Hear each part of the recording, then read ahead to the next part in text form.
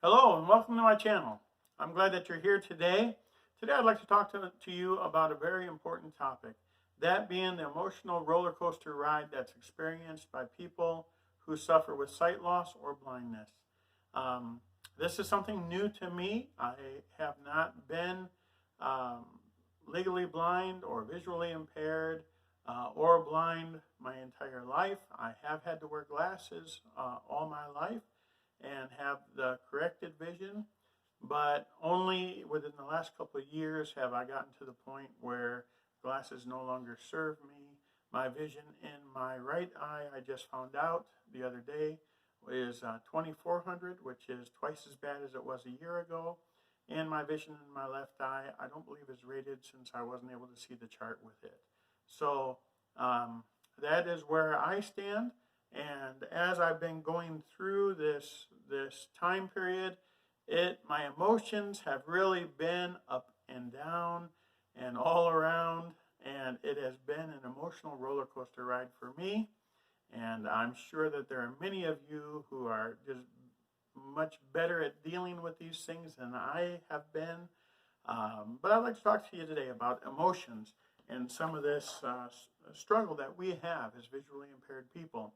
One of the things that I noticed when I was doing my studying was that in the wintertime, when it's dark and gloomy and things, the trees are dead, if you're up in a cold climate and the temperatures change and you stay inside more often and you're not able to get out in nature, get out walking because of the cold or because of the situation, that people tend to be depressed more in the wintertime than any other time.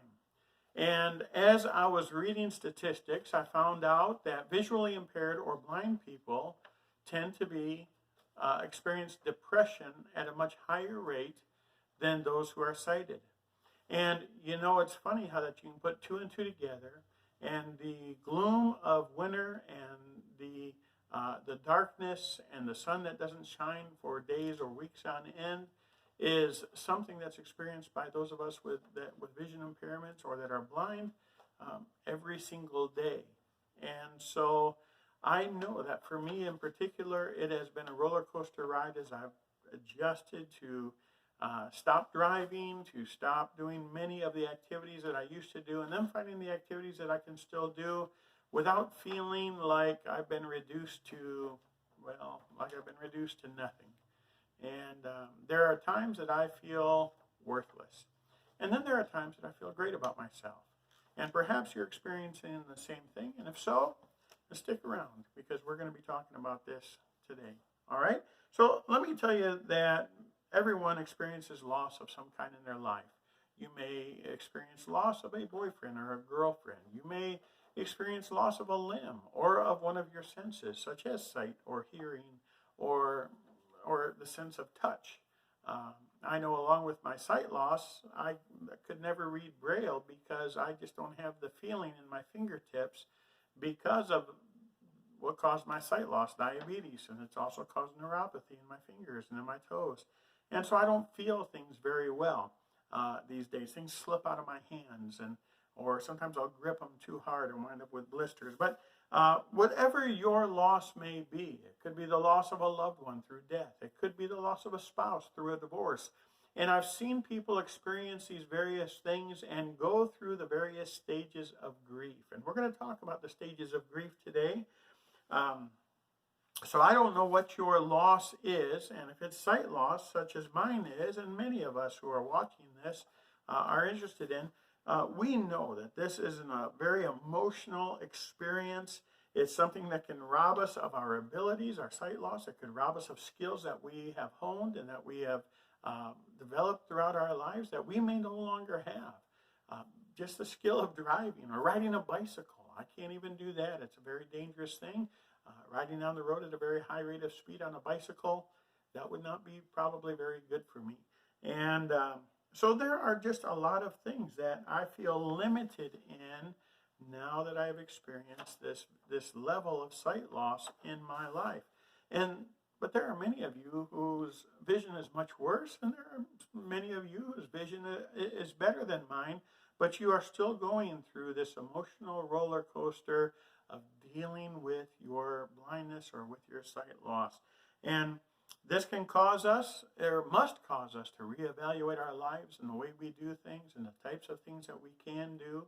I know for the longest time, without being able to see what was on the road, I was still driving my truck. And that probably was not a very wise thing. But I hated to give up that experience and that freedom and independence that I had. And when I gave up my license and when I gave up driving and decided this is just too dangerous because I'm going to eventually kill somebody that I don't see on the road, and I'm not willing to risk that any longer, and I finally gave up my license, that was a very traumatic experience for me because I lost my freedom of mobility. And I find that I walk every place I go now. Now, we live in a small town, and so it takes me, it's about 2 hours, it's about a 2-mile walk to get to Walmart or to get to some of the grocery stores that I go to or some of the restaurants that I like to go to. And so I have to walk 2 miles, and then I have to walk 2 miles back home. Just 2 nights ago, I walked to Walmart, and then I walked back home. By the time I was on my way back home, it was getting dark. And by the time I hit the last mile, it was completely dark. And in the darkness, I am completely 100% blind. I was not able to see anything. I couldn't see the trail. I couldn't see anything. I couldn't see grass, trees. I could not see anything. And I was very proud of myself because I was able to make it back using my cane. And it shows that my cane skills have really increased. And so I was proud of myself for that. And so there are victories as well as we go through this, but it's not without its downfalls and difficulties. And so we're going to take a look at some of these emotions that we experience as people who have experienced or who are suffering with sight loss or vision loss, whether it be complete blindness or whether it be somewhere in the realm between 2200 and complete blindness. Whatever your experience may be, if it is a matter of your field of vision narrowing or just having peripheral vision. I know that in my left eye, I only have peripheral vision. I have a very profound dark spot. I have black spots throughout all of my vision. I see bugs everywhere I look. I see different things, and I'm not sure if it's real or if it's something that's just in my eye. And so we all go through this, but vision loss can be a very traumatic, a very emotional thing to deal with. And so we're going to take a look at several comments from other people, and as I've been studying on this, and we're going to look and see how we can deal with this grief and how we can overcome it. And I want to help you to overcome it today. Many of you here on YouTube have helped me to deal with my sadness and with my depression and with my hopeless feelings during this time as I've been going through my sight loss. And I just want to give something back because you all have been tremendous in helping me. But this is something, let's just be real, this is something that can be traumatic and devastating to each of us. And I may be positive right at the moment, but believe me, I can walk over to my house and sit down in my chair, and I can feel completely isolated and alone, and it'll all come back upon me. So this is not something that you get the victory over and then it's done and you're on the other side. This is something that comes back and haunts us. At least it does me. And so I'm up and down and up and down. And so that may be your case and maybe not. But it definitely is a struggle now that I'm dealing with my visual impairment. And so let's take a look at some things here. I've got a lot of different things I'd like to mention to you. First of all, I think that our sight loss can be positive in some ways. It is a struggle, but the struggle isn't necessarily a bad thing. Anytime we have struggle in our lives, that does eventually make us better or stronger, more adaptive. It helps us to learn how to deal with things. As we overcome that depression, and then we begin to adapt, and we begin to build, and we begin, and rebuild our lives, that what happens a lot of times is that we just find out that we become stronger. This is a time of tempering, and we wind up being stronger than many people around us as a result, because we've learned what it is to suffer with loss, to work our way through it, and then to come out on the other side. And that will always make you stronger. It will always temper you. It will always refine your mettle. And so I think it's important that we understand that. So this can make us be more adaptive, more creative, in order to accomplish the things that we want to accomplish. So these are very positive characteristics or character traits that many people in the world will never have the opportunity to learn because they don't have the catalyst to move them to learn those things or to become as strong as someone else who has experienced loss, such as their sight. I think I read that 80% of all that comes into the mind, that comes through our senses, it comes through our vision. And so you lose your vision, you lose 80% of that input. And so you have got to adapt some other way. And so that will make you struggle. I know it's hard. Believe me, I know it's hard. But that struggle actually does strengthen us and make us better in the end. And it's important that we see the end, that we don't get stuck somewhere in the middle, and realize that we can come through this and come out of this and get on the other side of it. All right, so there is a YouTuber called Blind Toes. I guess he has blind toes. My toes are blind too. And actually, his name that is a play on his actual name. And so I'd encourage you to go to his site or to his YouTube channel. It really is very good. He talks about a lot of things. He's younger than me, so some things he talks about I'm not interested in it at all. But he seems to be a very nice man and very helpful man, and someone who is experiencing blindness and is adapting and overcoming. And so anyway, I saw a video by him where he mentioned several different emotions that are caused because of sight loss. These are the ones that he mentioned. And I'll put the link to his channel down below. But they are shock, denial, anger, depression, frustration, acceptance. I saw also a video put out by Derek on Life After Sight Loss, and he said that sight loss may bring anger, depression, sorrow, shame, making us feel like we're less of a person or that we're not as good as other people around us, loneliness, and make us feel like we're a burden on others. I've experienced almost all of those things in my own life.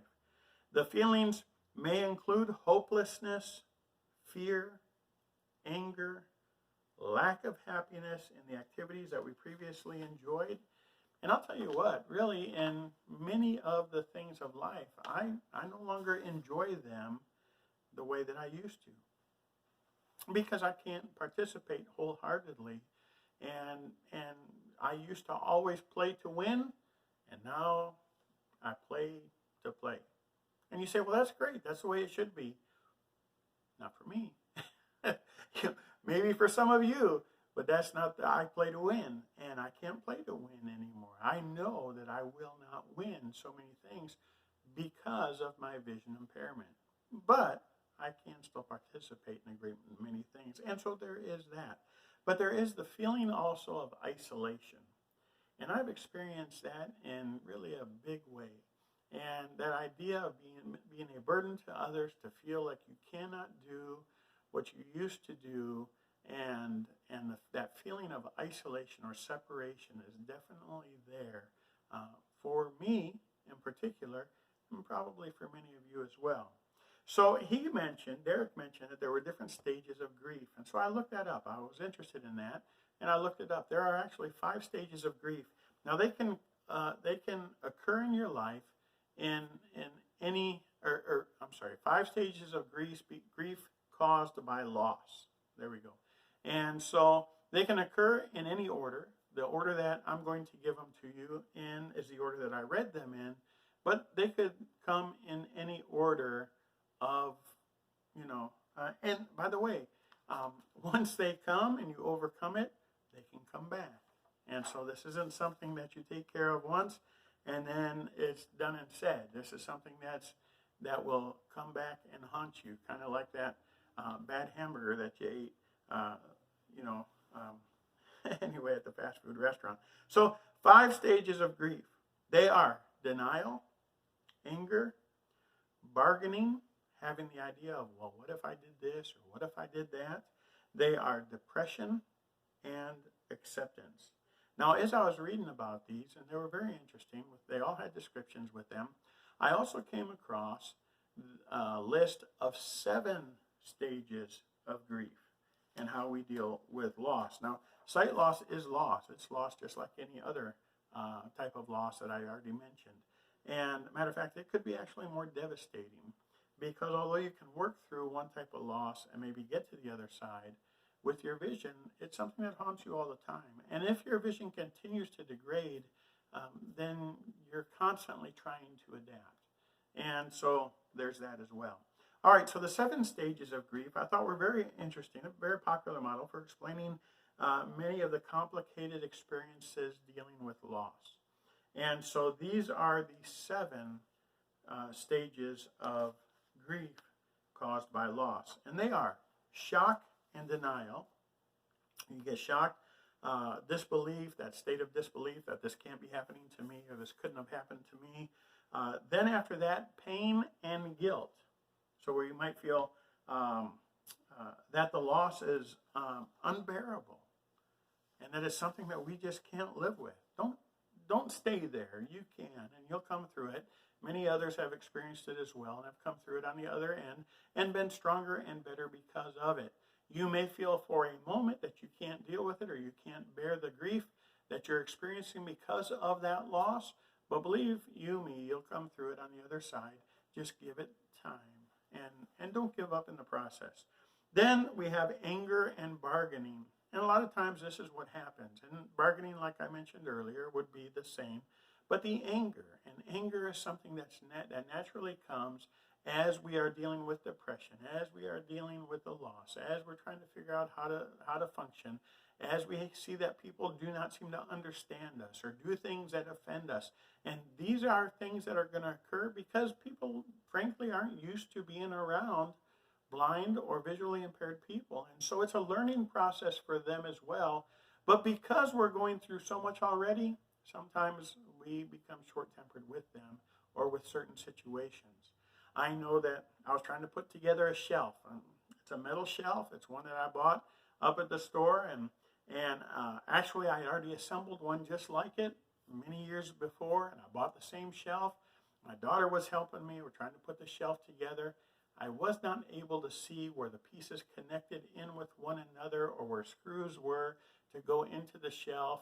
It really was a very simple thing to put together, but it was so monumentally difficult for me to accomplish this.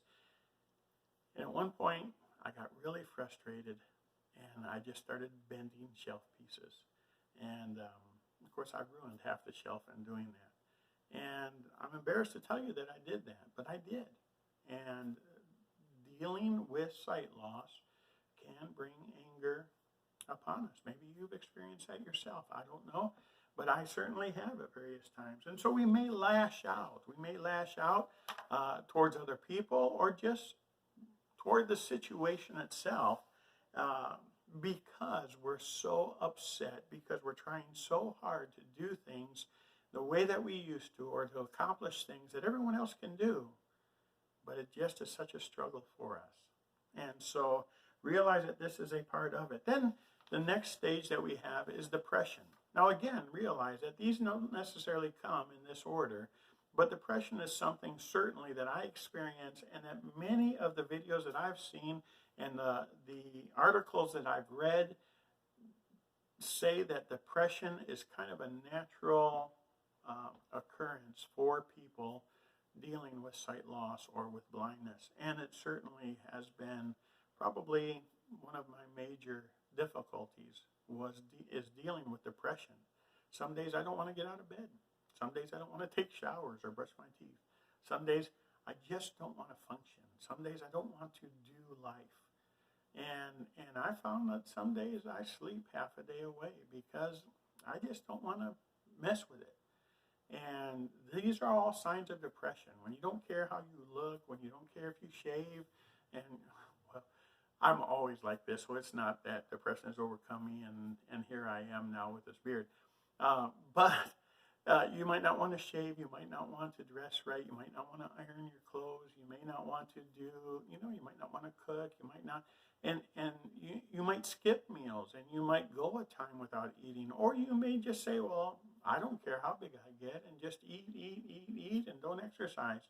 And these are all indications of depression, and this is part of sight loss that we have to deal with. And then we have the upward turn. And of course, we want to reach that point. We don't want to stall out in those first four that I mentioned, but we want to get down here to these last three, and we want to experience that upward turn. And that's that positive point where finally we've gone through various stages of grief, and we are calming down, and we're beginning to think more rationally. They say never to make a major decision in your life when you're in the valley. That is so true. When you're in that valley, or when you are in that depressed state, or when you are in that state of anger, and you're going through that stage where you feel like you are just worthless, don't make any major decisions in your life at that time. Wait until you come out of that and get on that upward turn and get back on the mountaintop. Then you can see clearly, excuse the pun, but you can see clearly then the situation and your life, and you can make the proper decision. So be aware of that. And so that next stage was the upward turn. And that's when you finally get over many of those stages of grief, and you kind of are starting to come on the other side and think a little more clearly. Then we have acceptance and hope. That's when you begin to see the light at the end of the tunnel. That's when you finally realize, yes, I am visually impaired. Yes, I am going to have to live like this the rest of my life. No, I do not have to end my life. No, my life is not over. I can still function. There are many things that I can still do. And if you look here on YouTube and you look in life and you read articles on the internet, you'll find that there are people who are completely blind, who are doing some amazing things. And you can too. And so can I. If they can do it, then you and I can do it. Because we'll become just as strong as they are. And so it's that acceptance and that hope. It's a very gradual acceptance many times of the new way that we have to live, and the feeling that possibly we have a future, and that our future isn't as dark and dim as we thought that it was. Now, I know I'm using a lot of terms dealing with sight, but you understand what I'm saying. It's important that we don't get stuck in steps 1 through 4, but that we come through those things and get on the other side, that we work through it. Now, let me just give you this positive note. It will be okay. It'll be okay. You may not feel that way right now, but it'll be okay. You're going to get through this. We all get through it. You might not believe it. You might not think that it's going to happen, but it will. It will be okay. There's nothing wrong with grieving. There's nothing wrong with the tears. There's nothing wrong with that desperation that we feel sometimes. Nothing wrong even with that anger that happens. It's a natural thing that comes in our lives. But it will get better. And the problem with sight loss is that although we may overcome some of these stages, we do tend to fall back into them at various times. And so, but tell yourself and realize that it's true. It will be okay. And you will be able to come through it. All right. So we need to find ways around the obstacles that are before us, because we have obstacles that a sighted person does not have. So what are some of the ways that we can overcome the obstacles or work our way around them? Well, for me, the other night, it was using my cane. It was using my white cane. It may be for you a cane. It may be a guide dog. Perhaps it's tech that we can use that has that accessibility. That has those accessibility features. Whatever it may be, there are various things that we can do, from service dogs to canes to magnifiers to CCTVs to the goggles and the various other things. There are ways for us to overcome. We can adapt. It may be, if you cannot read, maybe it's audiobooks, maybe it's Braille, maybe it's something else that you're able to adapt to. And so realize that this is a time of learning. This is a time to be creative. This is a time to adapt. And certainly we want to do that. Then next, I would say that it's important that we accept our impairment, that we own it, that we realize, hey, this is who I am, this is what I have, I'm not embarrassed about it, I'm dealing with it, this is just part of my life now. When we live in denial over day after day after day, when we think that we're going to overcome this, or our sight's going to be better, or that the doctors are going to make us better, or whatever else it may be, and we just decide, I'm not going to own this. I'm not going to, this isn't me. Get out of that stage of denial and just say, hey, this is who I am. This is an impairment that I have, and I'm going to deal with it. It's just like all the ugly people out there. They've got to deal with their ugliness, right? All the beautiful people have to deal with their beauty. All the weak people have to deal with their weakness. All the people who have infirmities in any way, shape, or form have to deal with it. I've heard a lot of old people, or I guess I should say elderly people, tell me that old age isn't for the weak, isn't for sissies. And what they're saying is that there's a lot of pain, there's a lot of joint pain, there's arthritis, there's bursitis, there's all those other itises, there's other things that go on in your life as you get older, and life just isn't as enjoyable as it used to be because my body is shutting down, is breaking down. And that's what the elderly will tell you. Well, it's the same with our impairment. It may not be as easy as it used to be, but we can deal with it. We can overcome it. All right, don't be ashamed of that. Very few people are ashamed of being old. And so don't be ashamed of your impairment, whatever it may be. All right, now I think another thing in order to help us overcome this and to work our way through these stages of grief is to find support. We need someone to support us emotionally, to help us along the way, to help us make the adaptations that we so desperately need. Now, there are different schools, there are different places that you can go, there are different various organizations that are out there that will help the vision impaired or the blind. There is, O&M training, there is various other things that we can do.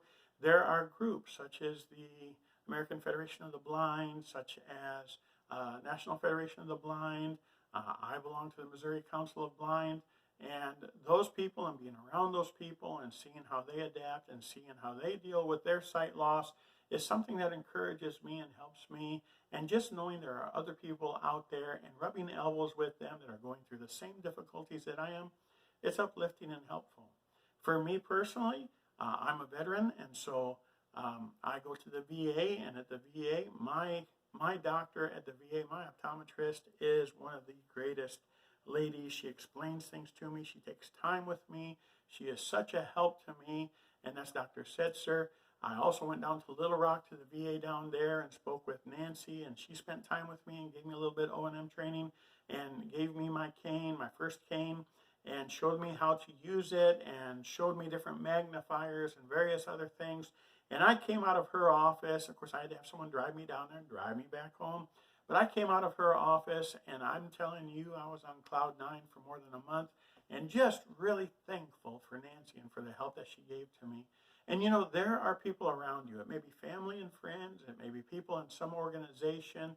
It may be another blind person. It could be someone who is a spouse or a family member or a boyfriend or girlfriend or a child or a parent or grandparent. Find somebody who will support and help you and through this time of grief. And I think that it's very important that we do this. Right here on YouTube, there's a tremendous resource, and there's a lot of people that just want to be a help and have put out some amazing videos on how they dealt with their emotional grief, and then it helps us to do the same and how that. And I notice a lot of the YouTubers who are vision impaired try to be as positive as possible. Now, it's important that we're real. It's important that we don't put on a fake front, that we are real with everyone and let them know that, hey, there are difficulties. And that's why I appreciate people like Blind Toes and Derek and so many others who are not afraid to talk about their grief as well as try to be as positive as they can be, helping us through ours. And so these are some various ways that we can get some help. Now, thousands of people are going through the same thing, and if they can overcome it, if they can be overcomers, you and I can be overcomers as well. We just need to be patient and find the tools and find the help to work our way through it. And we can. It may take time, and you may have to have patience, and you may have to go through these ups and downs of this roller coaster ride of emotions. But believe me, the ride will come to an end, and you'll make it to the other side, and you'll be all right and find out that you survived. Another way that we can overcome the grief is through getting a hobby. You know, I learned a long time ago it's important to have a hobby. One of my hobbies used to be flying radio-controlled airplanes. I had a bunch of them, and I had really fast ones, and I had slow ones, and I had aerobatic ones, and I was doing all kinds of things, and it was so much fun and so enjoyable. But I can't do that stuff anymore because I can't really see the airplane going by. And so it's a struggle for me. I wish I could. I enjoy that. That's something I would like to pick up again. But I think I'm beyond that at this stage. And so what are some other hobbies? Well, I used to do woodwork, and I used to do wood turning. By the way, there is a blind wood turner from the UK, amazing man that is doing a tremendous work. Now, he's much better than I am. But he is doing so, and he's an encouragement to me because look at what he's able to do now. He does it as a profession as well. And so there are professions. There is music that you can learn, perhaps an instrument, perhaps a piano or a guitar or a ukulele or a flute or something like that. You can learn and you can do things that are enjoyable. By the way, playing music is one of the most soothing, great things that we can do in order to help us emotionally. So do whatever it is that makes you happy. Find yourself a hobby and get busy doing it. Another way that we work our way through our grief is by focusing our attention on other people. You know, when you focus on yourself and your problems and your difficulties, all that does is create more depression. It just makes everything that much darker and much more gloomy. But when you realize, yes, I'm going through this, I'm dealing with it, and how can I help somebody else to go through this as well? That alone will make your life count for something. Then you realize that something good can come out of this impairment and your sight loss or your blindness as you help other people. And so I want to encourage you to invest your life in other people and see what you can do to help others. Don't just try to make money and don't just think of yourself, but look for ways that you can be a help and a blessing to other people. And in doing so, you'll wind up finding that you're very much encouraged and that you are blessed as a result. I think another thing is to have a thankful spirit. Now, I need to remain thankful that for many years I had my sight and I was able to move and to do things. There are a lot of people that are born blind and never had the sight that I've enjoyed throughout my life, and never had the opportunity to have the independence and drive their own vehicle and get around and to do the things that I have done. And so I need to be thankful for the time that I had with my vision. But then I also need to be thankful because through all of this, I am learning skills and I am being tempered and I am becoming better and stronger. Although it's hard and it hurts and it's difficult, I know that it is making me a better person in the end. And so I need to keep that thankful spirit and look for those positive things and enjoy my life. Now, I just wanted to give a shout out to a video that helped me tremendously. And that was a video that was put out by Kiddos Corral. And I'm going to link that video down below. And that couple was an amazing help to me. And I really appreciate them. I think they're from West Virginia or something like that. My brother-in-law's from West Virginia, and he sounds the same way. So I think that's where they're from. And but they're a tremendous couple. And this video was such a help to me. And so I wanted to link to that video as well. And I want to encourage you. Realize the fact that you are going to come through this roller coaster and you'll come out better. Don't get stuck in the mully grubs. Don't get stuck in the valley. Work your way through it and come out of that valley. Get back onto that mountaintop and take charge of your life. And so give it some time. Be patient. Don't beat yourself over the head. I would say to go through these steps and work your way through those stages. Realize that there is hope. And then come out the other end and wind up being this amazing, wonderful person that you truly are on the inside. And I know that this will work out in that manner if we all deal with it the right way. All right, well, thank you so much for being here. I hope that you'll subscribe to my channel and that you'll give this video a thumbs up and come back and see me sometime. Great having you. Thank you. You have a wonderful night. God bless. Bye-bye.